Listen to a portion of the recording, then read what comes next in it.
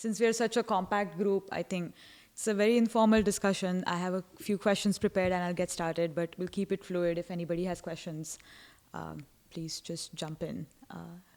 So I think the first thing I wanted to ask you about was, can you talk a little bit more about the dance form? Because you must have noticed as well that a lot of us have maybe heard about it for the first time or definitely watched it for the first time yesterday. So just a little bit about the origins of the dance form and how it reached you would be great. Okay. And you can share the answers as you would like. Jump in if I forget anything. Okay. But no, thank you so much. I mean, we feel so honored and blessed to be here. It was such a wonderful show, and the organization was spectacular. Sattriya itself, it's a dance form from Assam, and now it is recognized as one of the major classical art forms. The recognition came pretty late.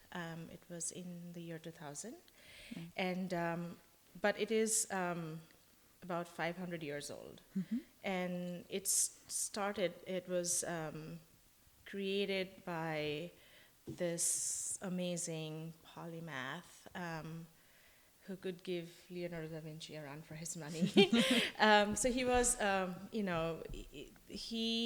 it was more of, it came as a part of the Bhakti movement. So it was Assam's own Bhakti tradition. And Dev, the creator, he was just against the ritualistic practices of Hinduism and the exploitative priestly culture. So he kind of said, why don't we just get together? And all we have to do is, instead of running pillar to post, trying to please all these other gods, you just come and chant the Lord's name. And he likened it to like a tree. So if you want the tree to thrive, all you have to do is water the roots. And to preach this philosophy, so he came up with his own vernacular language called Brajavali, which was a mixture of, languages of the region. Oh, sorry, would you? Brajavali. Brajavali. But it's not Brajavali, it's Brajavali. Brajavali. Yeah. Okay. And so with Brajavali, he kind of started writing these plays and writing songs. So he created this whole new genre of music. He created the musical instruments too, like the percussion instrument we use is called the khol, and he made the khol, and then we have these vortals, we call them the cymbals. And then he was just a fantastic mass communicator. This was pre-internet, pre-whatever, right? So to keep people engaged, so he would host these events, and he would have his plays enacted. They were one-act plays, usually revolving around the lives of Krishna and Ram. And he would have props and masks to keep people engaged. He was also, master painter. Okay. So he would use, he designed his sets. And he also started this whole, yoga, sort of, we call it yoga now, but the basic exercises are like Adavus of Bharatanatyam. And he created a list of that, and then he also taught this philosophy of treating your body as a temple. And he was very open-minded, and everybody was invited to come into our temples are called prayer halls, namgars, and it's usually there's a shrine, which you saw projected on the first screen. And people would come together, sit in a circle, and they would sing songs. And then the dance itself was actually created to be sort of brief interludes between the acts where the characters would come on stage. So we have a lot of Pravesh dances, like Krishna, how does Krishna come in? So we have a lot of movements for Krishna walking in, Gopi walking in. And from that, it kind of took a life of its own and became its own unique, and had its own identity from there. So that's how it was created. But what happened was, it had a mass appeal at that time, but of course, he really went up against the very powerful, priestly class. But he did get some patronage from the kings at that time. And after his death, from a very welcoming, embracing art form, somehow it got confined into this little river island called Majuli. And that's where it survived for centuries as an oral tradition. So his Shonkordev himself was married twice. Okay. But his chief disciple, who kind of was a torchbearer for the tradition, decided that the only way to preserve the Guru's legacy was to keep it with men. And he was, he said like celibate men, because he said you don't need worldly distractions. Okay. Otherwise. And then I think there was this whole notion about women taking, embracing the philosophy or religion of the family they get married into. And then, so it started with that, and then, so it became this sort of like rigid order. In some of the monasteries, women are still not allowed into the prayer hall. And, we've danced in a monastery where we were not allowed to go into the prayer hall. We were dancing outside. And it's funny because now there have been some political pressure. There was some political pressure to open it up to women, but it was the women in the community who said, no, we don't want it. We want it to remain this way. And, when I think about it, it probably survived because there are other householding monastic institutions too, or villages where communities live together. They live a monastic life, but they are allowed to marry. Okay. And the arts did not survive there. So probably he had a point, I don't know, because you need that, dogged, single-minded determination. Okay. And there were no distractions. So that's how it survived. Okay. And so the monastery that we train with and where we go is called Uttar Kamalabari Khatra, and that's where like it has been preserved over the centuries. So that's on the island that you mentioned. Is Yes, correct? called Majuli. Yeah. Okay. Yeah. So yeah. Yeah.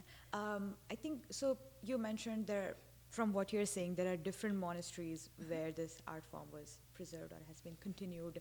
Are they stylistically quite different? What connects them? What distinguishes them?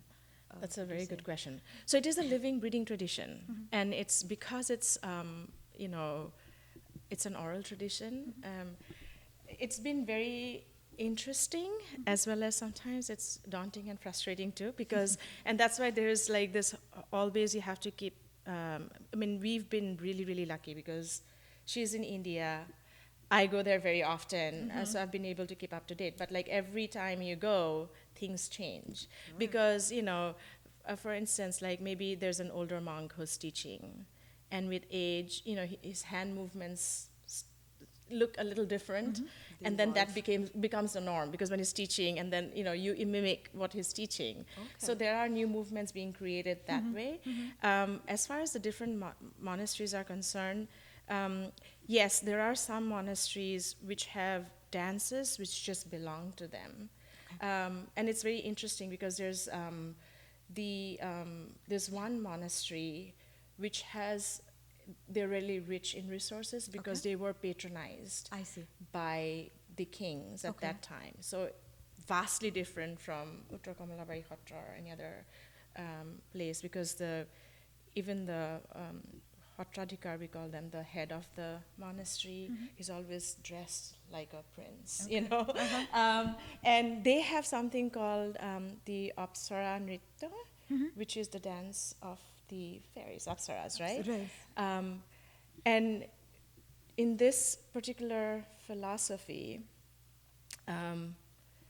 there's no, it's almost like, I don't know, when I think about it, it's almost like the Enlightenment period in literature, where women are like, okay, they exist, but you don't pay much attention to them. So there's no, we don't have, we don't glorify Sita, we don't point her out. She's just part of all the gopis. But to have an Apsara Nritya is, and it's kind of like the other monasteries, though, they don't do that dance form because they don't consider it Hattriya. Okay. Yeah. Okay. So yeah, there are different. I mean, some monasteries have Different styles, styles. yes. Sure. And there are Borbayons. So you basically, certain monks, they train in the khol and in the arts, in the dance. And when they pass this, they have to take a certain test in front of the other senior monks. And when they get the Borbayon title, they are actually supposed to create new pieces of the art form. Yes. Okay. So it is a dance that is growing Sure. with time. With time. But is that in any way restrictive in that only they can create newer pieces and other dancers cannot? Yes, in a certain way, because it is a living art form and it is a ritualistic practice for them as well. It is just, yes, the dance came out from the Onkia Nats, but it is also a prayer ritual in the prayer halls. So Madhav Dev, his chief, Honkar Dev's chief disciple, he created certain dances, dance pieces, pure dance pieces, and those were particularly performed right in front of the shrine. Without any audiences. Okay. So there are certain boundaries that we as dancers have to adhere to, and we cannot come up with something different without their blessings. I mean, you can do it, but then that umbilical cord with the monastery will get cut. You know, if you want to stay true. I mean, and we are. I mean, both Prerona and I are like really conscientious about that. Since it's kind of like a new art form, so we try to like really stay true to the form. But there have been productions that have been done.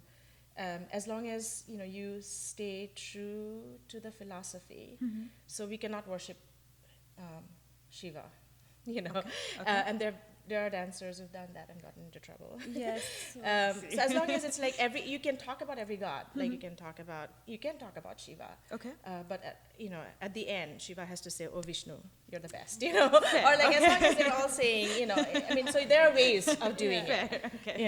It's the Jugaad India way, so you can do that.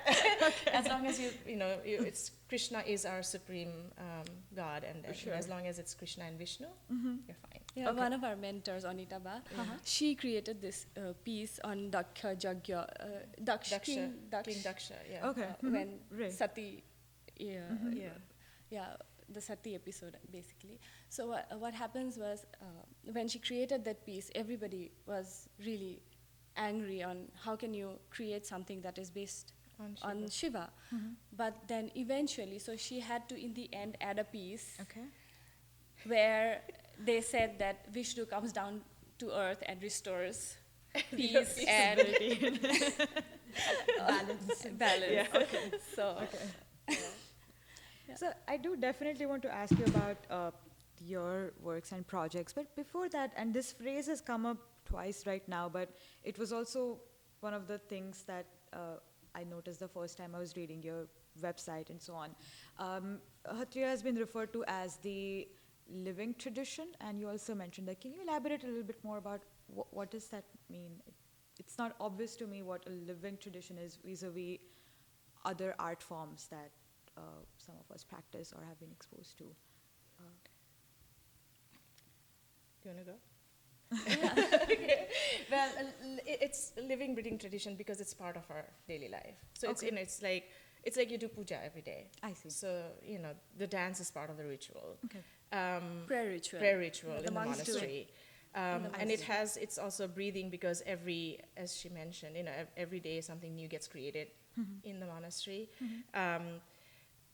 And also because it's an unbroken tradition, like, some dance forms, as you know, died and then they were kind of revived, recreated. recreated. And re-engineered. But Hattriya never happened with Hattriya. Okay. So it's been continuously just flowing like the river. So that's why it's called a living art form. Yeah, and besides being a performance, it wasn't a performance-based art form. It was a prayer ritual, Right. which I You mentioned. Yeah, right, so right. which is why it was never for an audience. I see. And even now, it's not for for the monks. It's still not for the Not for audience. the It's audience. for Yeah. Vishnu, the shrine that they pray to. Right.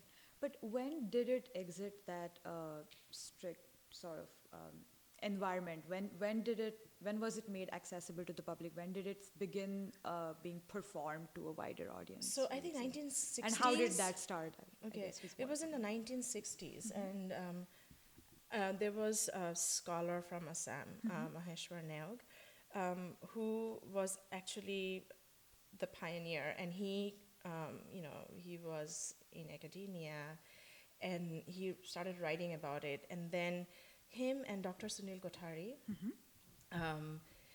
together were responsible for actually bringing a few monks to Delhi, I think, and then they Yes. did like shows. But then it sort of whittled away. Like there was not much interest. I mean, there was also like the whole politics of India. I mean, Assam is in the northeast corner, and nobody kind of they're like whatever. So there was not much of advocacy to make it more mainstream.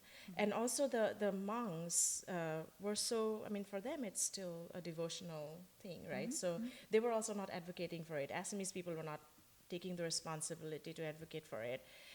So it wasn't actually, and then 1970s, 1980s, there was a dancer who was actually trained in the Kalakshetra style, I see. who was her Bharatanatyam guru. Indira P.P. P. Bora, yeah, then there were a few women, it was basically the women who basically trained in this art form, got the monks out of the monasteries, made them stay, like, gave them a totally separate place so that they could cook themselves and, continue practicing what they practiced in the monasteries and also teach them.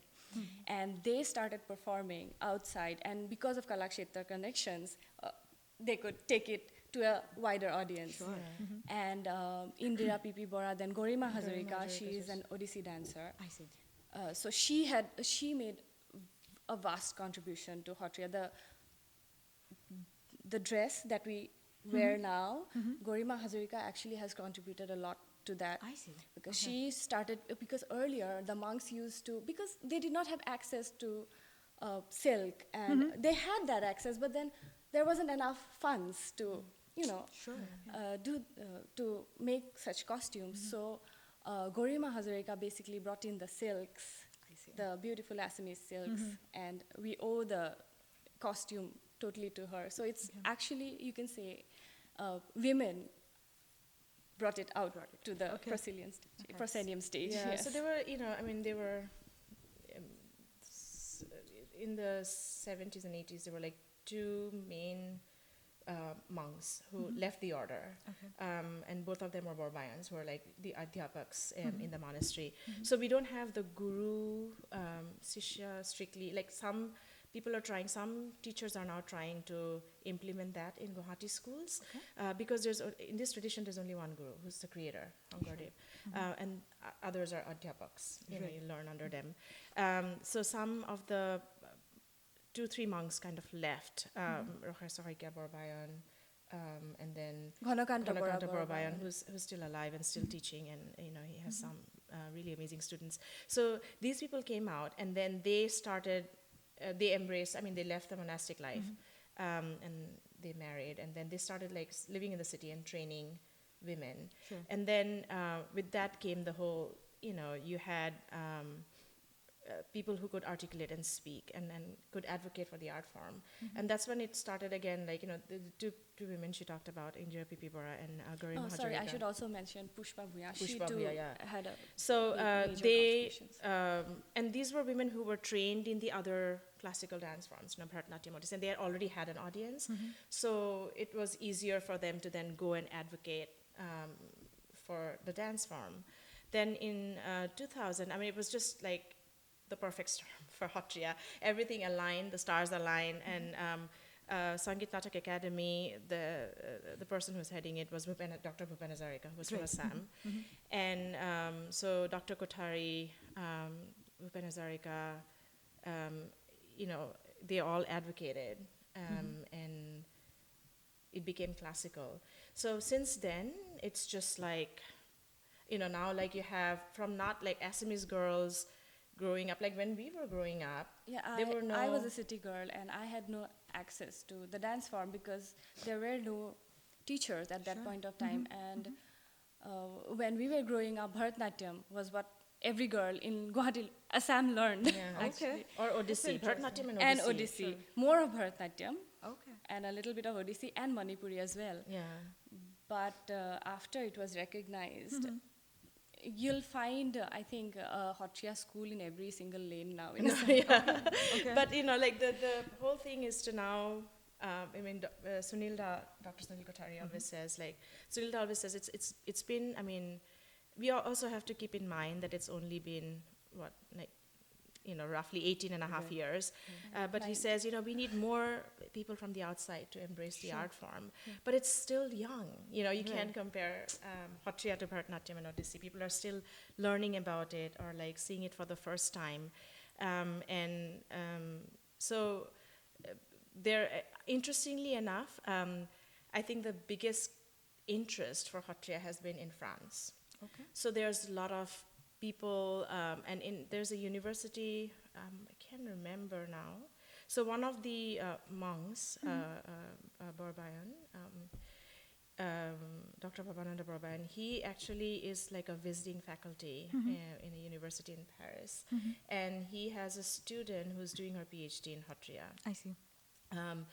So he keeps going there and like doing workshops. And the monks have been traveling since 2008, 2009. Yeah, they've been traveling every year to France. To France. So we always joke about this. perform. The next prayer hall outside of Assam is going to happen in France, which is like a bizarre thing. But the monastery is now flooded with people from France. I see. Dancers who want to learn it, or like scholars, and there's a French woman who went there and did a documentary. So it's very interesting. Okay. Yeah. So while we are on the topic of spreading of the art and training, can you both talk a little bit about your training in this art form? Sure. So I started like when I was 4 years old, and again it was I was just lucky that I spent my childhood in a village. I see. And we had a prayer hall, and then there was a monk who had left the order and was in the prayer hall, and he started teaching the village kids. I see. So I had access to him till about the age of 7 or 8. And then I moved to the city, and then, that was that. Then there was like this huge, Assam had, the secessionist movement with the Alpha. And my family was very politically active. So it just became very... basically, I mean, there were assassination attempts on me and my family, and at some point I had to leave Assam. So I moved to Delhi, and I finished my school in Delhi, and there was this emptiness, and there were like a lot of things going on. I was like a teenager. I was angry. I had like this identity crisis because I felt like, oh, I'm Assamese. Because when you're in Delhi, you're always the outsider, and but then at the same time I like did not like my people because they somehow like did not like my family, which was this bizarre combination. And then on top of that, I think it was also this longing to practice the art form, but then I was also like in denial, and I did not want to visit that particular identity of mine.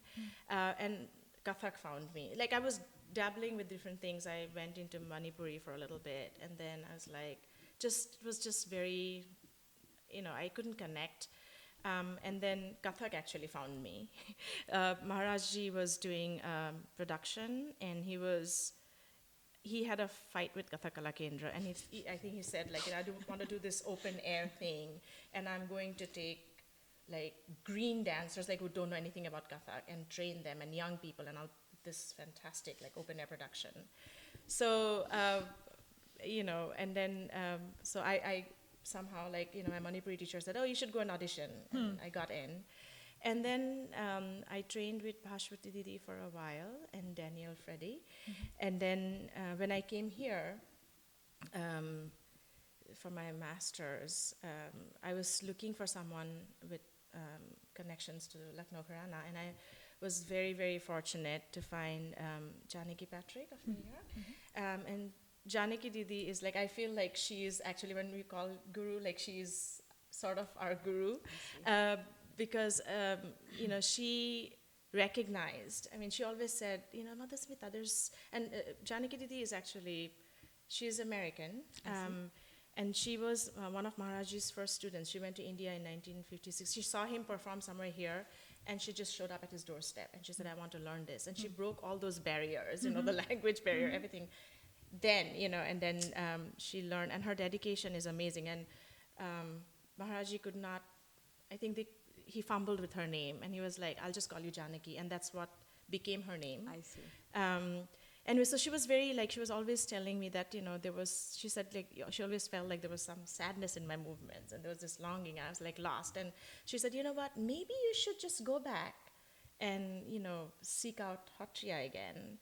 Because the muscle memory was so strong that things would just come up. And she was like, that is not Kathak, what did you just do? And I was one of the senior performing members in her troupe.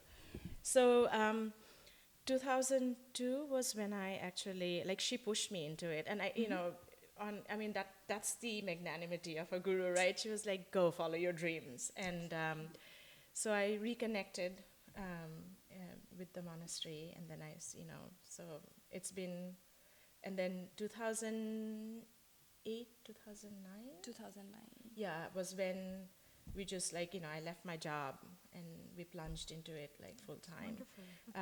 And it was Janaki Didi who, again, gave us our first big break in the US. I see. And she was like, she called me and she said, hey, there's this thing going on, and I recommended that they invite you.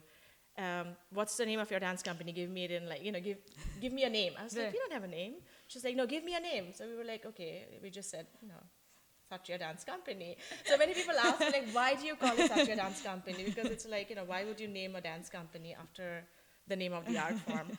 But I think, like, on hindsight, it was also because, like, nobody knew what it was. Right. And we wanted, it was like, oh, so if people hear it a multiple of times, like Sattriya dancers with Sattriya Dance Company, they'll, like, learn. They'll remember it. Yeah, exactly. Absolutely.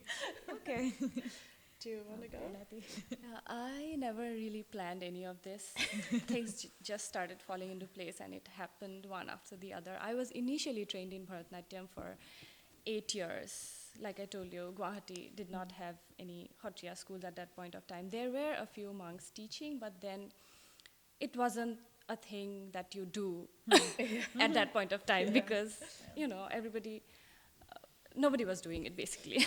And so I too was pushed into Bharatanatyam. But then I could never feel that connection with Bharatanatyam because I couldn't understand what I was doing. I was just doing it because I had to do it. My mother really wanted me to dance, so I continued dancing. I did it for 8 long years, and then college happened, and I went off to Delhi to study for a few years. I did contemporary, I did jazz, I dabbled in multiple different things. But eventually, when I came back to Assam and got married, and I met her, and then she told me, why don't you go back to Hattriya again?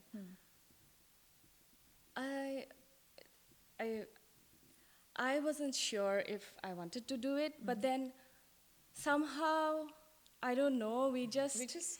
It just happened. We just did it. I found a guru, and we just started doing it. And like I told you, we never planned this. I never planned this, and things just happened one after the other. And I don't know. I think I latched onto the dance because, interestingly, I share my lineage with the creator of this dance form. I come from the same Baro Bhuya family. I see. That Hankordev was from that family, and I too am from that lineage. So I think somehow that connection kind of pulled me and kept me on and pulled me into this dance, and it just is now moving. We are still going ahead. Fascinating. So yeah, it's like, so we're sisters-in-law. She's married to my Yes. brother. And it was funny because I was trying to convince her, and my dad was trying to convince both of us, because he was like, oh, if she gets into this, I'll see her more often, you know? So he's the happiest. I mean, it was so funny because when I was doing Kathak, they were like least bothered, you know? But now they like really take interest. They were like, oh, when are you coming next? When are your shows next? Like, we'll watch the kids, you know? We've So kind of melted our worlds. Yeah, yeah. I think with the dance, everything's kind of worked Yeah. very well. Certainly. So, one detail that has come up is both of you have been trained in at least one other Indian dance style and many others, as you mentioned. Can you talk a little bit about how your trainings have interacted, what you were able to sort of derive from your training in other dance forms into what you currently practice? I had to totally undo Bharatanatyam. Okay. Because Satriya is a very, it has the ula, the flow of the river. And Bharatanatyam is very, like I trained in the Kalakshetra style, which is very geometrical and angular. So I completely had to take Bharatanatyam out of me to learn Satriya. It was very difficult for me. It took me a couple of years before I could really get into the Satriya. But now Bharatanatyam is completely out of my system. So, but yes, because I trained in the dance form for so many years, in different dance forms for so many years, it was easier for me to pick up another, to pick up Satriya, although I did it much later. Well, you know, it was in my muscle memory. So I think Satriya never left me. What has helped with Kathak, I think, is probably, interestingly enough, Abhinaya, because it is absent. Like when we learn from the monks, because over the years it was just done as a prayer service. So, you know, they just do it in devotion. They don't go through the change of emotions on their face. I see. So that is something that you kind of just like organically have to feel and do. And, you know, I think Kathak did help with that, Okay. that training. Little bit of it, I mean, it wasn't a hard transition because, you know, Satriya was what in my body. Absolutely. And then, you know, Kathak, I did it, and then I just quickly was able to go back to it. Sure. Yeah. So I think for most of us, you're the only Satriya dancers we have watched, but based on what you just mentioned, is your Abhinay distinctly different from other Satriya dancers? Would you say that because you derived this thing from Kathak, or has the form itself changed over time? Yes, the form itself has Okay. evolved over time because now it is done in a performance stage. Sure. Yeah. So when a piece, a choreography is done, you basically go through all the emotions. We just can't stick to one. But yes, the underlying major feeling of devotion is constantly there, even while killing the demon. Or like you're dead, but you're always like, okay, you know, I knew this was coming, you know. So inside, the devotion, the underlying emotion of devotion is constantly there.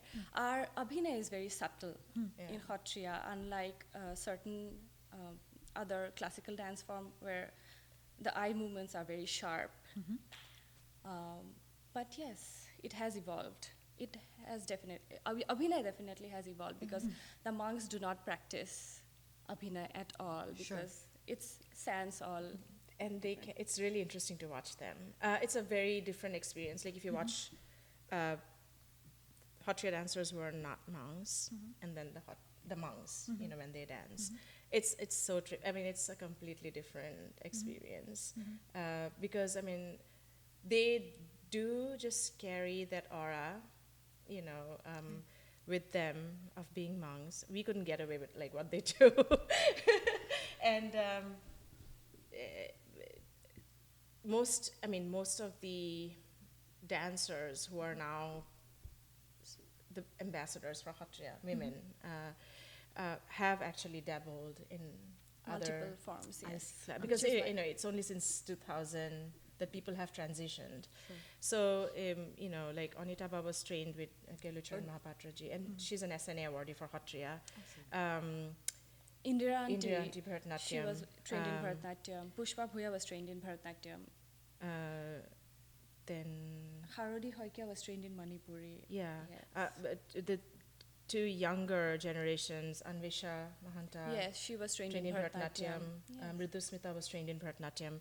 So, you know, they all had, because again, you know, it was not the cool thing to do, and you didn't have access, and there was no resources.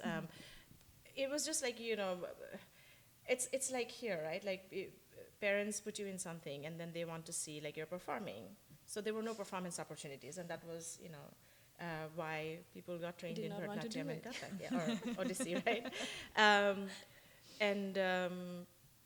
So that generation, it'll be interesting to see how the newer generation, you know, do their abhinay, because most of us who belong to that crop, we had some sort of training, but then we also always consciously, like, you know, talk about this and have discourses with the monks about what's appropriate in terms of abhinaya. I was told that, you know, one time one of my teachers said, oh, you know, I see a lot of shringar when you do it. We don't have shringar. So, but I'm like, wait, but Krishna, you know, worship, that's also a form of shringar. So we have these discussions, because even for them, it's something, it's a new territory. They're also trying to do abhinaya when they're performing in a performance space, but then it is also habit, right? I mean, when you're just doing it for ritualistic practices, that's what you have inherently. So it is harder for them to make the transition most times. And when they are doing it and when we are doing it, it's completely different, because they create a total prayer hall when they are doing, even when they are doing it in a performance stage. I see. Okay.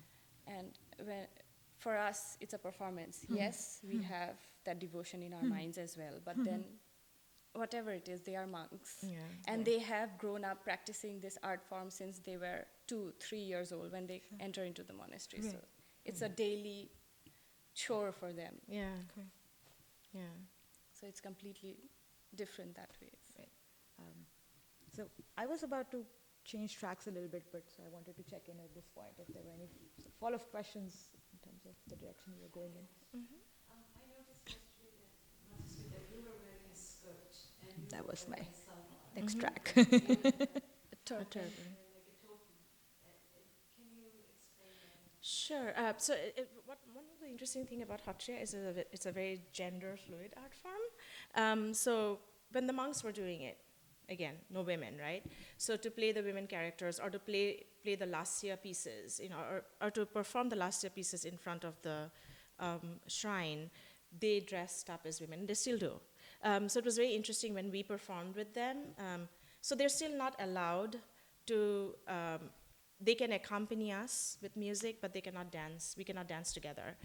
So when we were performing last spring on this tour, you know, they would enter and exit, and then we would enter. We never like shared space together. Even for the last piece, which is kind of, you know, we always end with that prayer to the universe. So we went, we came, we danced. The music was continuously playing, and then we exited. They came and danced, and after they bowed, we entered to just bow. So they are also like, they dress up as women. So Prerona usually like takes on the male costume to show the Tandav elements of the style, and I do the Lasya style. So it just worked out well. We both chose what we wanted to do.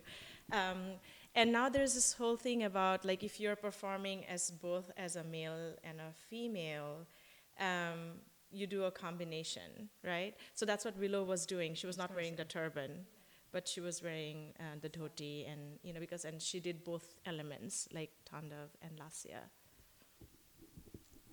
Did you have a question? The fact that she was one. I think I was just curious about the music in general, and I wanted to know more about that, as well as the lyrics that you get from, and are they thematically mostly around Krishna as well? Yeah. So you were talking about the documentary. So I got confused. There were two documentaries. One that I made and one that she was part of. That's the one that was about The Drupad. the Drupad. That's I was really confused. But the music is, Hankardev created it. It's not Hindustani style, it's not Carnatic style, it's its own style. And there is this, now that Sattriya is classical, there is this, lingering, like it's there somewhere. People are talking about maybe making Hankari music or Borgit classical. It has its own rag.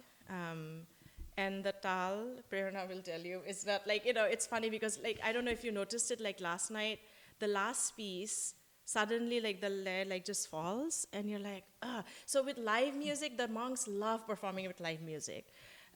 Just because they don't follow, rhythm. They're more latched on to the songs. And when they're training, they'll always say, the bowls and the khol is just there. For us, it's coming from, and that's the other difference, being trained in other classical art forms where it's very mathematical. And, you have to end at sum for me.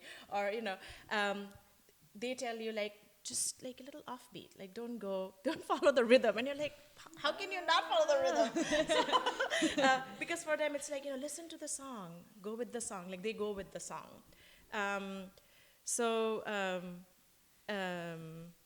Yeah, it's a completely different, and the text we draw from what Hankardev and Madhavdev wrote together. Borgits means great songs. So they are in praise of Ram, Krishna and Vishnu. Yeah. And yes, because it was for the common men, you do not need to be a trained listener or a trained singer to sing Borgits. So in every Assamese household, you'll find early morning when people do their puja, they sing Borgits. And everybody can sing it. You don't need to be trained in any kind of music. So they date back to 500 years with the Borgits. So it's called the Drupad Hampad as in ancient treasure. And the monks, it's very interesting how they train. So Gobindo Das tells us that he's one of the monks who teaches us. So early in the morning, they'll wake up little children, little monks, 3 years old, 4 years old. They'll wake them up at 3 in the morning, and then they'll send them to the pond. It's so cold in December there. They'll make them stand in the middle of the pond and then make them sing. So that's how they train. Wow. And that's some warm-up. Total warm-up. Yeah. It's very interesting. So and they sing at a very high pitch. It's very high pitch. So also talking about gender fluidity. So the monks they're very interesting. So to the Western eye, they look very effeminate. People would often ask questions like, so are they homosexual? Are they gay? But it's because the philosophy is Krishna is the perfect man. And all his devotees are half men and half women. So even when they're wearing their dhotis, but when they go into the prayer hall, they always remove their, the piece of cloth that kind of divides, looks like a pant. What do you call it? The pant. So the poom, so they drop it to look like a skirt. So they have because pleats. He's the Param Purush, so then That's they have pleats. on the left side of Yes. the costume. Yeah. Okay. Yes. Yeah. So you basically lift the pleat up and make it look like a pant, but then when they're entering the prayer hall, they'll open that pleat. Okay. Yeah. And they enter and they look at Krishna as their son. So that is the philosophy, so it's because one of the things that was said was that, the love that a mother has for a child is the purest and most unconditional form of love. And that's the love Hankardev said you should have for Krishna. So, and you see that even when the monks, the way they raise the little monks, it's very, very sweet. So they're mothers. And that's why they have both the feminine and the masculine elements in their bodies. And so when they're dancing in skirts, they're so beautiful. You cannot tell that they're men. It's Even the tandav that we do is not the tandav that you'll find in other dance forms. It is Kumal tandav. It is soft. We do not tap our feet on the floor and make tapping noises while dancing. So it's very fluid, gentle. And there are no bells, as you noticed, but so most of the rhythm is actually kept with the upper torso, not with the feet, which is kind of challenging because in Kathak, that was a little hard. Like even though I had the muscle memory, Kathak is all about, footwork. And to go from there to like get all the rhythm in the upper body. And it's actually so much harder to do that. Than to practice regularly and make your feet stronger. The whole, bouncy, like you're floating on the river. That's the feeling that should be getting. Yeah, it's very buoyant. Yeah. So, what does training in Hattriya look like for a new dancer at this point? So, we already watched one of your students perform. What are some of the basics that you try to imbibe? Okay, in so your dancers? you want to go for it? Really? So initially, one of the first things that they do in the monastery, so when it's actually a really beautiful ritual, which you won't find in the cities or in most schools. I did it with Willie because Willie came to me when she was very little. Okay. But one of the If you want first to use things... the floor to demonstrate anything, please. Okay. Just One of the first things that they do you want to try the Kosaka? Try. We haven't done come. it in a while. Do you want to come? So one of the first things that they do is basically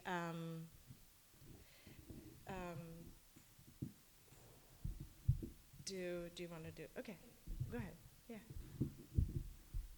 So the very first thing that they do is the little baby monk would come and lie down, and the adhyapak who's assigned goes and like basically presses the spine to make it more flexible. And this is again, I think it's done because there were men who would be dancing as women. Sure. So They to wanted make to. the body and to get into more back bends and stuff, so they start stepping on the spine. Okay. Right? Okay. And it goes to where like you can lift your head to like you keep lifting the head until like he touches the knee. I the head, see. and Okay.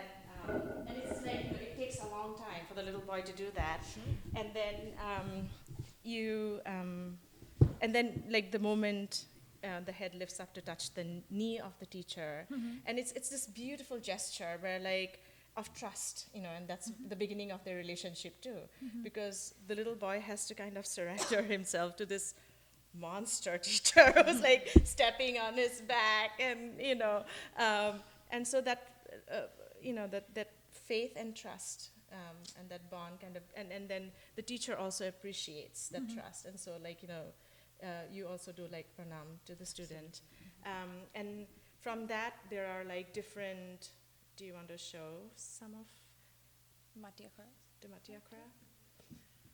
Are you okay? I know you ate a little bit ago. But there are all these exercises that we do, not recommended after you're 21, but it's like She's not yet 20. 21, so like yes, space. Yeah.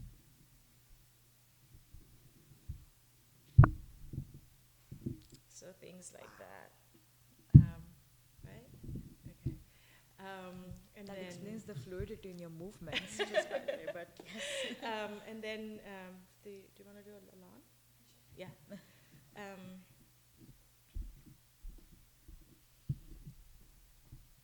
So it leads to that. Like all that other Right. stuff will finally lead to that. And then you start with these things the first couple of years, and then then you start learning the basic movements, which we call the ground exercises, Matiyakara, and which is the Pardon, can you say- Matiyakara. Okay. Mati means ground, and and akara akara is means exercise. I see. Right? Okay. So, and then until very recently, actually, they were not set to bowls. Okay.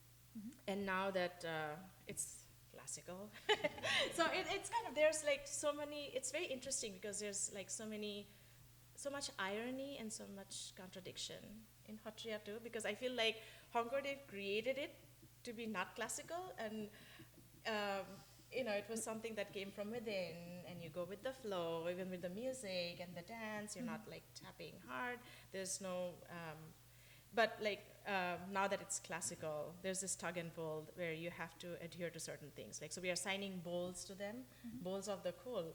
But, I mean, for Willow, or like someone who doesn't, it is pretty frustrating because every time she hears the bowls, it's all different. We say it differently different times. Sure. Or if you're training under, like she, trained with the monks when the monks came here, or when Anitaba came here, and everybody says it differently because we just mimic the sound of the khol. So people are trying to like write it, but there's formalize it, but that it's so hard to do that. So you just spontaneously, like you just like make the sounds by ear, and now to make it easier for the little students, they have started assigning bowls to the Matyakaras.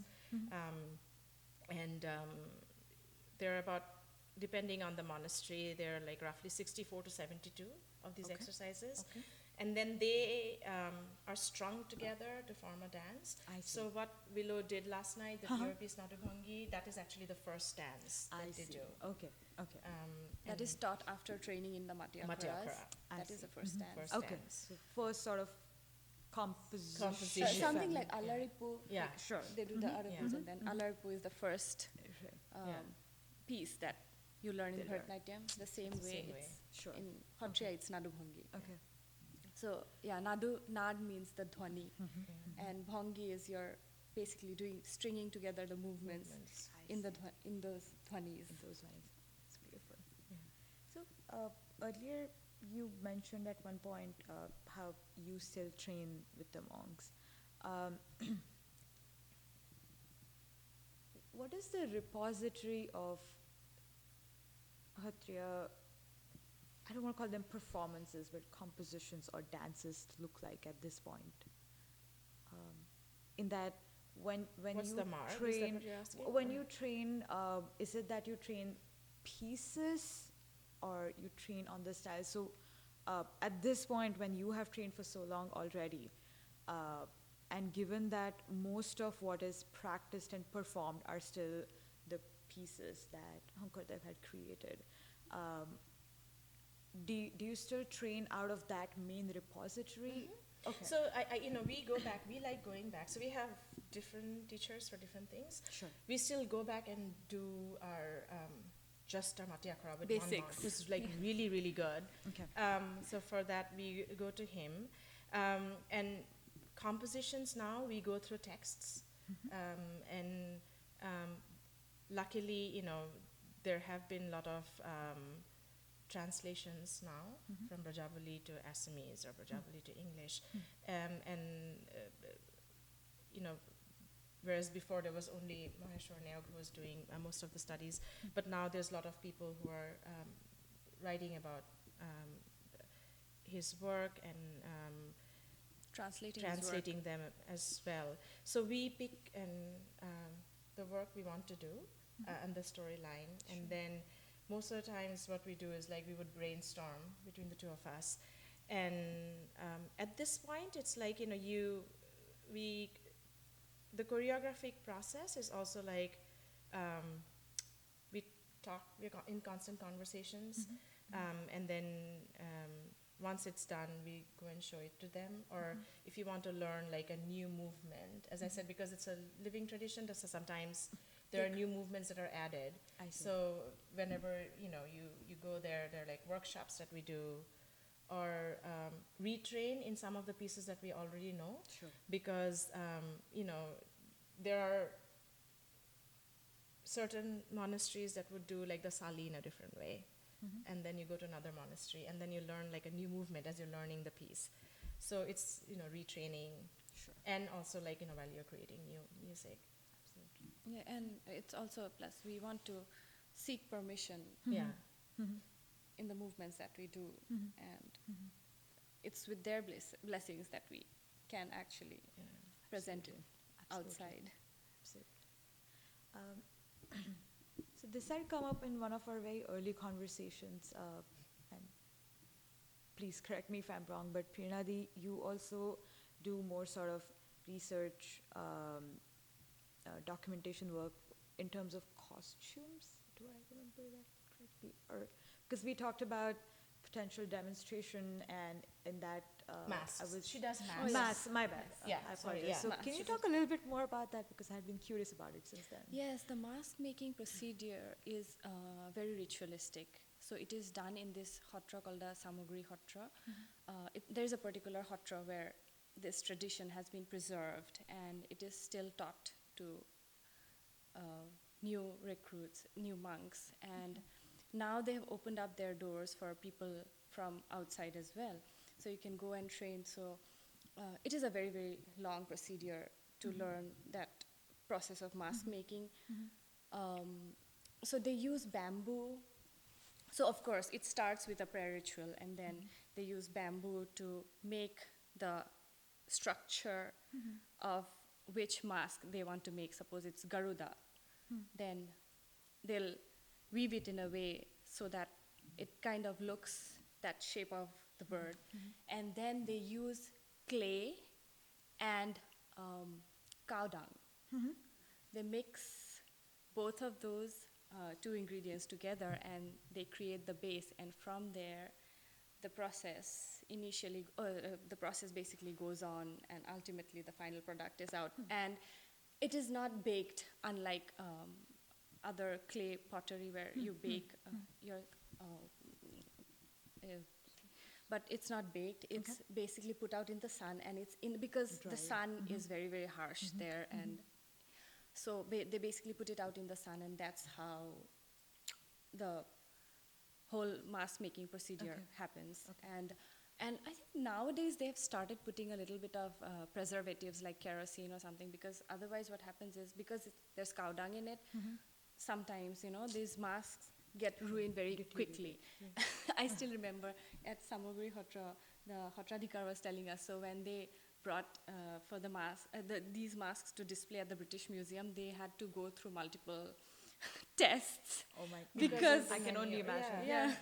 Animal So, product. And I have some in Philadelphia, and over time it does. It is come so apart. fragile. It comes apart. They have It's tried to very do it with paper mache now, because We tried that last time. When yes, they were so here. last time when I did a workshop here with the monks, because we cannot use all those products because it's not available, and they will probably never allow me to do that. But then we use paper mache and different methods to make those masks. They were and so teach. excited. They were like, "Wow, this is so much faster." So I had to kind of come up with ideas as to how to make the mask look exactly like how it does in the monastery. Yeah, sure. Do it in a way that here it'll be accepted and quicker. Yeah. And are these masks mostly used in the operatic plays Yes. that you were Ballet mentioning plays, earlier? yeah. Okay, all right. Yeah, and some of it, like sometimes they're used in the dance too. Sometimes, but mostly in the operatic plays. Sure. If it's a dance production, Then they'll use it, then yeah. you'll use it. Got 21. I just want to look at the time. I think I want to leave the floor open for questions for a little bit, and if we have time, we can come back to it. So you mentioned that there's been a lot of evolution already in the recent years with respect to performances, abhinaya, women performing. So, since it's a relatively, new art form that's being incorporated more heavily, and, it's probably going to grow faster. What kind of changes do you see in these areas that have already started evolving? That's a very good question. I always feel like very conflicted. It's great that there is a spotlight and a limelight. I always say that, becoming a classical art form has been both a blessing and a curse.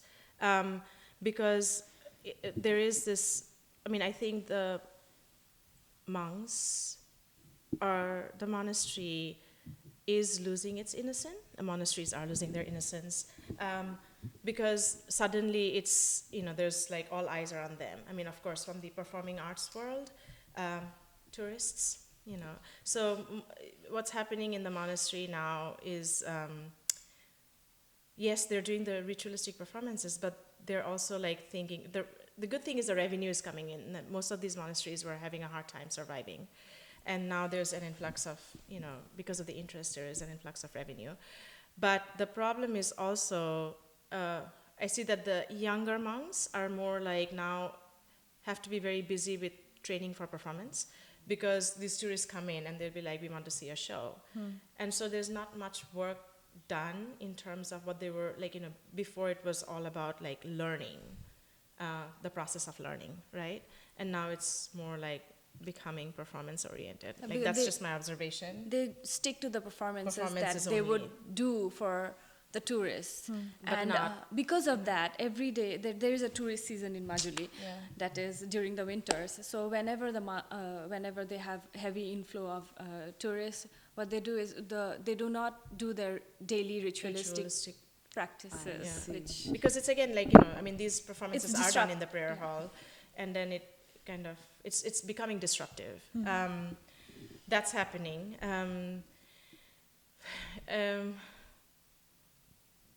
What else? yeah, it is kind of corrupting the monasteries in It a is. sense, because Well, the some monks politics are yeah, the politics. It's getting worse It's day by getting- day. yeah, Like it's we've getting- seen the change over years because we've been visiting the monasteries since the past 10 years. So we've seen a drastic change from what it was and what it is now. There is a competition among the monks Yeah. as to who is going to get to go and perform at various different places, which is why it's very sad, because yes, the innocence of it is fading away. Yeah, and with like the current political climate, suddenly there's like, oh, this is a Hindu art form, and the government wants to hijack some of it, and they're influencing and injecting politics within the monastery too. And sometimes there are deviants, like, we had this big, so the Assam government, we have a BJP government in Assam, and they decided to do this huge Brahmaputra festival last year? Or Yeah, 2 years ago? Nomami Brahmaputra 2 years So we back. don't Brahmaputra is like, we don't It's a celebrate male Brahmaputra. It's a river. male river. We It's don't not worship like Ganga. it. We don't worship it. That's where you go to like, you don't even do your business there. It's like not, it's just there. It's the river that gives life, takes life, whatever, right? But suddenly it's been elevated to the status where you're like, oh no. So they did this big show and to promote tourism, and they decided to bring they influenced some of, because these monasteries also rely on government funding. So some of the monastic heads to travel on a boat in the river, it's just so cheesy, and come and do this arti, which is like, you don't do arti on the Brahmaputra. It's never been done. And for some strange reason, they like imported priests from Banaras and then, like we were like, it just looked very yucky, for these Vaishnav monks to be standing there. No, well, it's not what they do. It's not, we don't do arti. There's no arti. This is our an tradition, all-embracing art form where it is to propagate classless and casteless society, and then here you are doing arti. Yeah, it was just the most bizarre thing. So all that is happening, and I think it's because now it's classical, and then there's this whole thing about like ICCR gets to fund their trips, and so that is happening. From the outside, we try to tell them, but it's also like, they're humans too, and it's easy for us to live here in the comforts of the first world, or like, in the city, and tell them not to do certain things, but they're living their daily lives and they have to make their choices. So hopefully it'll survive. Is there any kind of a movement from inside the monastery to try to foster it back into the monastery so that it's no longer, was there any pushback at all when it went to the stage as a public art form? People are, the older monks are unhappy, but they don't have a voice. When you talk to them, they say, oh, it's not the same anymore. And there is this sadness, because they're like, this was not how it was meant to be. It's becoming more materialistic. But then they also understand the realities. As they're living longer, it is the young monks who are taking care of them. Most of them are diabetic or like, have high blood pressure, and medication is expensive. And the younger monks can say like, if I don't go and do these performances and get these gigs, I cannot take care of you. Because they work as a household. So it's like a family. Every household is like a family unit. and there's this symbiotic relationship. You look after one another, and the older monks are now taken care of by the younger monks. So even if they're unhappy and but they bitter can't. about it, they're so dependent on them, and they have. I mean, what do you do? Most of the younger generation, many of them dropped out of school. The few who went on to do their masters left the order. They support their household, but then they're not there. Yeah. So the day-to-day grind, the realities of life, right? So. So the other question I had is, I noticed in some of the music, there's like a tanpura machine being used, or there's a tanpura involved. That is a new Yeah. Addition. like a big addition. It's never done in the monasteries like that. Yeah. And even when we did it live last year, we just had the flute, the khol, the tal, Right. And the sarangi. and the Sarandar. sarandar. So it's like a violin. Violin, but it's like a local instrument to Assam. It's a string instrument, sarandar. Has the tonality of the music changed at all as a result of all of these adaptations? So, I mean, was there always the same kind of tonal structure as Hindustani Carnatic music in Bollywood, or has that also changed as a result of these adaptations? Some music directors are trying to change it, but then So it's again like, who's, I mean, for Creating. us, right? So when we get the monks, like we've tried, and you know how expensive making music is. So we've tried like getting the monks to do recordings. And like as dancers, it's very difficult because they just go without the mathematical structure, right? And then you're like, oh my God, where is it all going? So then you lean on, music directors. So like we've been very fortunate that there's Bhaskar Jutiuja, who's kind of the leading guy who's doing this now, and he is from one of the monasteries, and he's an uja. Uja is like like the Barbayan. just like the Borbayan, you get a Um, title. You basically pass a certain test and get to that level where you can create music. So he's grounded in the monastery. He's from the monastery, and he's from a householding monastery, not a celibate monastery. And that monastery, like specifically, so every monastery has its own specialization. That monastery specializes in music, and then he went on to train in Hindustani classical. So he's kind of corrected some of the meters and things like that to make it more like, Things go on a click in, so Yeah. they try to put things in certain rhythm patterns. Patterns. Because a long time ago, I was at the University of Washington, their musicology program. There was a person there who was working on Morgan. So I remember listening to what he had recorded, and it sounded nothing like what I was aware of as far as Hindustani music or Carnatic music. What I heard yesterday sounded much more in line with the other classical musical forms in India. So I was just wondering, like, if you see that transition or how that transition happened. That's So because it's they're also because we are trained. not doing well. Also because last night we did not do any borgit. We did not perform to a borgit. It was more stories that were strung together in the rag of In the Borgit rag, borgit rag, one based of the borgit, rags. like 2-3 But then- rags together, combined together. But the borgits have not changed in terms of their tone. So when we are dancing to borgits, they're still the same. But the instrumentation, yes, you like right now. There's you use violin. The monks have started using violin too. Yes. They're adding violin.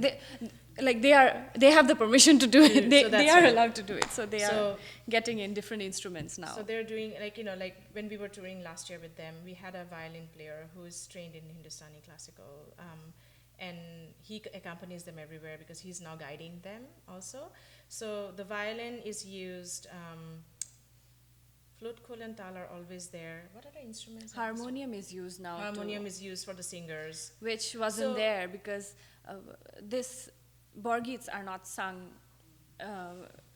in rhythm scales, yeah. to scales. Yeah. Yes, so And like now the monks are also becoming conscious. So I don't know where it's going basically. So, they too are they're changing, also yeah. like they're sending younger monks who have the voice to go and train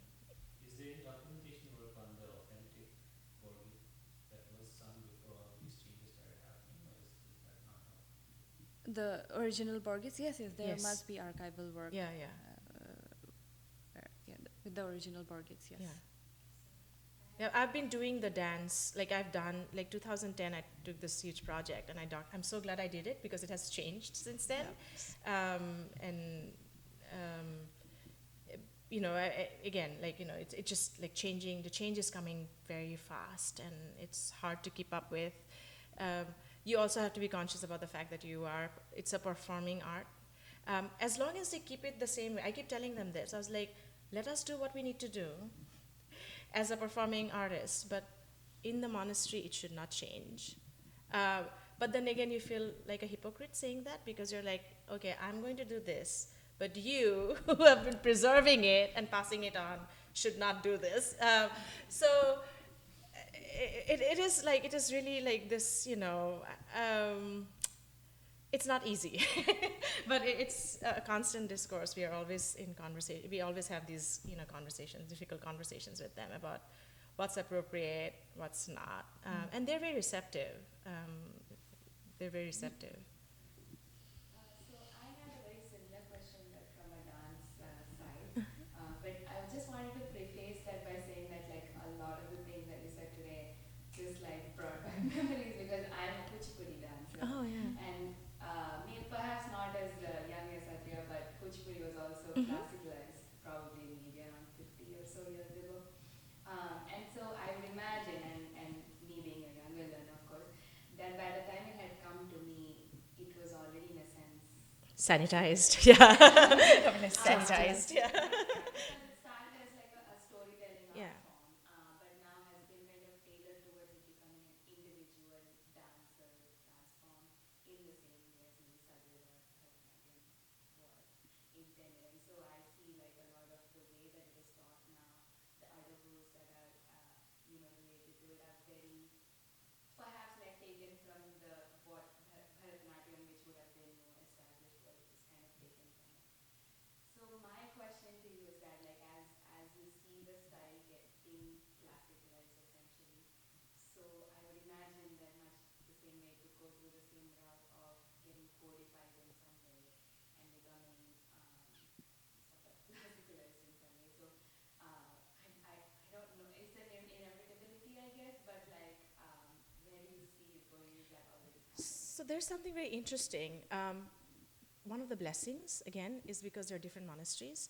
So every time they've tried to have these workshops where they're like, let's codify Nadubhangi, because everybody does it differently, as I said, like in every monastery. And there's been like, oh yeah, they'll have this workshop, and then it just like fades away. Nobody's interested, because everybody's like, we're doing our own thing, So that's one of the good things about it. And it's funny because the powers that be in Delhi sometimes are not very happy about it, and they complain. They're like, it's the same stuff. There's no improvement, Because once a year, the Hattriya Kendra and the Sangit Natak Academy puts a festival in November on the day when Hattriya was made classical, to showcase, the different dancers, and there's seminars and. There's always this, you'll always hear after that, like, oh, people are unhappy. People who come from outside because, oh, it's the same. But it has to be the same stuff. Or like we haven't seen, because everything, like just like in the Western dance world, everything is judged through the eyes of ballet. I think in the Indian classical art forms, it's through Bharatanatyam. Is it not clean enough, or it's not pronounced, but it's not supposed to be that way. And the monks do resist that. I've been constantly always, whenever I travel for dancers ask me, where's the footwork? Why do you wear a skirt? We can't see anything. But this is how the dance is. Yeah. It has been this way over years. And have some dancers, done it, like, and succumb to the pressures, absolutely. But then there's always pushback from the monastery. They don't, and it's good. Like, one of, the challenges is when you have like too many people involved, and that's what like too many monasteries involved, fighting for the same piece. But it's also a blessing because they don't agree. so I think it'll survive, even though changes are coming, but there's also like pushback because they don't agree on things. Absolutely. I mean, if there's a Yes. as opposed to like what we are noticing is that people just then rather go into their individual styles of dance. Yeah. This is what we are doing. You guys do whatever you want. I don't know like if that's a good thing or a bad thing, but yeah. Like, Yeah, they are trying to kind of uniform, like make For a it long uniform. time. Yes. Yeah, uniform. The It doesn't dances, happen. they are trying, but then they have failed till date. Till date, yes. Every year you hear, oh, this time, we All the gurus come together. together. And Because Okay, like initially, even for our trained minds, and now I'm like slowly, I'm getting unschooled. um, Initially, even I was in that frame of mind because I would go back, and it was so frustrating because I'm like, okay, but I learned Nadubongi the other way, and then I gave up. I was like, what is this? Like, why can't you guys decide on what is, because you do it here, and then some other teacher will see it and say, oh, that is all wrong because he does it differently, right? And then you redo it. So like that's why we kind of retrain and train in the same dances, and then we're like, oh, who taught you that? That's not correct. This is the way you do it. And which is actually good because everybody does it differently. And Prerona and I have like trained under multiple people. Like we've not, and that has really helped us. So initially it was kind of, very frustrating because you're not used to that and you're like, why can't somebody just decide? And I was also telling them like, please like arrive at a decision and codify it so that it's easier for students. And then I'm like, no, it should not be codified. yeah, now when we think about it, we have evolved as dancers too, Dancers, and yeah. now we And human beings. Yeah. And we're like, no, it should not be No. codified. Yeah. But I think we trained in Matyakhara. I had the first guru we started. He taught us the Matyakharas in a totally different way. Then again, we went back to another teacher, and he taught us the Matyakhara in totally different way. Like, and 3 years, I was like, 3 years of our lives were like negated because he was like, that is all wrong. Start all over again, So the good thing is we have both Yeah. in us now, Yeah. and we have incorporated both Both. in what we do now on stage. Yeah. absolutely, yeah. I think even after so long, we still have the same struggles. I can very much relate. But yes, it has become very individualistic though, like The since, dances, yeah, yeah. because earlier it was a group Performance. It's a group Performance. offering, right? Yeah, it's a group offering. Yeah, everybody prays together in form of dance, and it's very interesting how when the little ones are dancing, they have to do hour-long performance. They are constantly dancing. And last year, Norenda, he told us, one of the monks who trained us, he told us that he would pull the ear of the other one while dancing. So it's like, And they're it's kicking, very, like they're always doing that. So even They're when you're kicking. performing with them, because we get into this zone. Like for them, it's again, like as she said, it's almost like a chore, right? Like it's okay. We eat, we sleep, we dance. For us, it's like, oh, I have to get into that performance zone. So you get into that zone. So even when we were performing, I mean, we had to talk to the young. We had to like sit them down and like at least one young monk, and we had to like tell him off. Like, you don't do this with us. So you're standing in the wings, you're getting into the mood, and he'll come and pull your hair. And I'm like, yeah, the last performance last year, one of the young monks came and pulled my turban out. I was like, I was about to. Then I remembered, oh, he's a monk. So we really had this talk with them. You're like, this is not, it doesn't, like for us, it's kind of like it's almost like, and that's the irony too. Like you think devotion, they're doing it. But I think, and some of the, one of the performances actually, like one of the feedbacks we got was they saw more devotion in us than the monks. And I was like, oh God. But it's also because for them it's a playful act. It's like a part of life and they're doing it. And there's a certain beauty to that. It's always like this joy. And I think for both of us, sometimes we do get emotional while performing because we're thinking about the legacy we are carrying. And this burden that you're carrying. It's more of because a you're burden on us. representing this art form, and it's constantly weighing down. For them, it's like, oh, this is us. Like we do it. So there is this difference. Yeah. Yeah, for them it's eating, sleeping, drinking, Yeah. dancing. It's dance, Do it. yeah. Let's go do it. The second part of my question was that I was very curious about the dramatic elements that you were talking about with the mask and everything. Again, I go back to what I know with the dance drama tradition as well.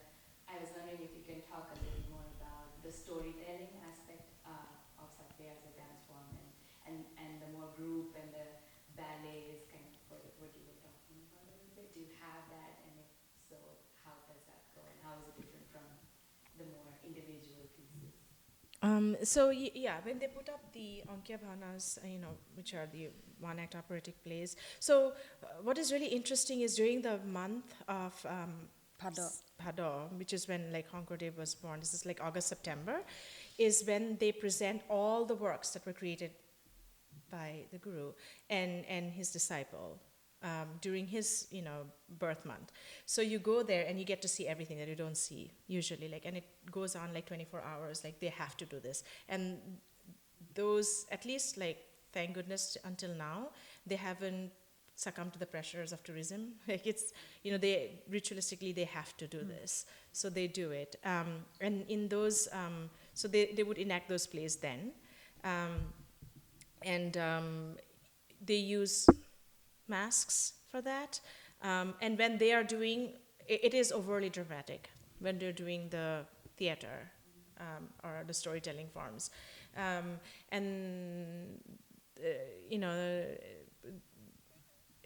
of course, there's this masks, but also the makeup is very loud.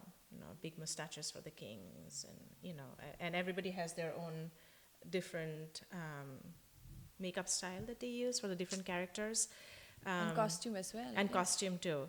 And that's again performed in the prayer hall. Villagers come and sit around and they watch. And it's very interesting. Like when you go to Majuli, it's so much fun because Friday night is, it's weekend night, right? But in this little island, everything shuts down at 6:37.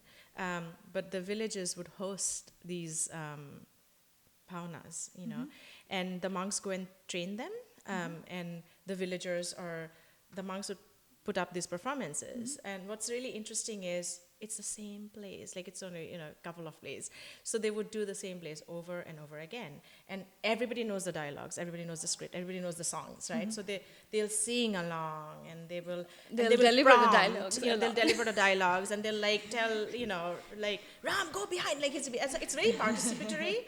And it's like, that's why it's like more like the folk element is still there. And it's so much fun, and usually, like, because we're guests of the monastery, like we always get the front seat, like you're sitting there, The VIP seat, and the little kids, like sometimes they're like, there was one, remember that Ram Vijay Bhavna when we saw like the little kid, and he was like really over enthusiastic, and his mother was pulling him from like and then somebody was like, let him go, and they're like all goading him to like do stuff. So it's very there's a lot of communication going on between the performers and the audience. Prompting is done by the audience if you forget anything, because they already know everything. And they sing along. So it is very participatory, very different from, again, like, that's another thing when it's on the performance space. There is that divide, between you and the audience, and it's not so when it's in the prayer hall. There's dialogue then. Yes, there is interaction. Yes, in Ankya Bhavnas, yes. There's interaction, yeah.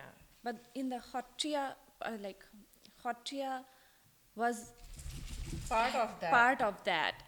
So because it was more, no, yeah. well, it was actually not called Satriya initially. It was the multiple dances, the repertoire, that's Nadubhangi or Krishna Prabheknas or Gopinas. So all of those dances, they came together and became Satriya. Yeah, and when you're doing it as part of Satriya, we usually do not use masks and the costumes. Unless it's a as well. production. Yeah, unless it's a dance production. It's a ballet production. Then you use Then masks. you use that. Yeah, and yes, people have started doing it now, very recently, because people are yet to see the real dance form. Like, people are yet to see Satriya. So if we do too many ballet productions, they won't get to see what it originally is. So it's still in the we are still educating people about this And is the making- dance form, yeah. and yes, and what. So the dance drama element came later? No, Or it was the other way around? Oh, no, It's the the dance other- drama element came later. So no, the ballet-like performances. So Ankya Bhavna, no, so Satriya was part of Ankya Bhavna, right? So it was used mostly as the entry for the actors, like that's, and then they also created separate dances as ritualistic practices, but they were not, as she said, it was not called Hattriya Nrittya, right? At some point, somebody kind of, it just evolved into its own identity.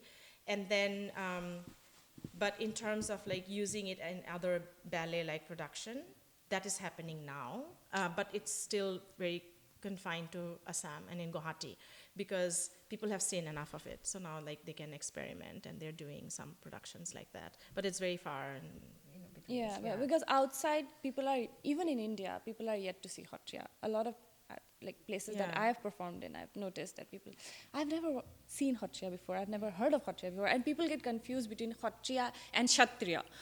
Yeah. We're like, it's not a warrior dance. So, Well, I guess this conversation will continue, I'm sure, but for the formal sort of interview part of it, I think we can end it here. So thank you very much once again for talking to us. Thank you. thank you And for for having all the us. work you're This was doing. wonderful. Thank you. You've been wonderful to us. We were Yeah. talking about it last night. We were like, wow, such amazing. And the stage was beautiful. Yeah, I just beautiful. loved the whole ambience. We were glad we inaugurated it yesterday for us. Thank you for having us. Not at all. Thank you.